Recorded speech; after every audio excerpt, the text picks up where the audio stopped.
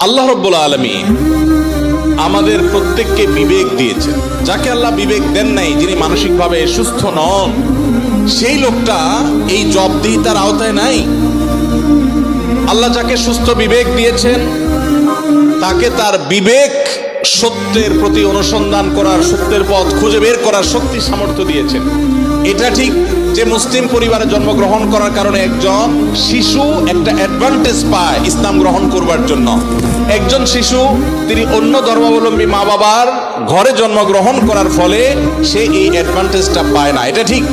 কিন্তু আল্লাহ যে তাকে বিবেক বুদ্ধি দিয়েছেন, সেই বিবেক বুদ্ধি খরচ করা তার কর্তব্য।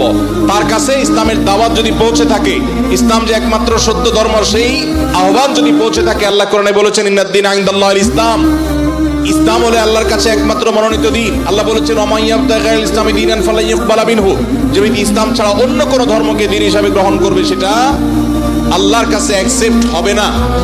এই যে অ্যাকসেপ্টেড হবে না দিন ছাড়া, অন্য ইসলাম ছাড়া অন্য কোনো কিছু, এই দাওয়াত পৌঁছার পর তার দায়িত্ব হয় তার বিবেককে খরচ করা, এটা আসলেই সত্য দিন কিনা সেটা অনুসন্ধান করা। সে এতটুকু যদি না করে, তাহলে সে তো আল্লাহর কাছে দায়ী হবে।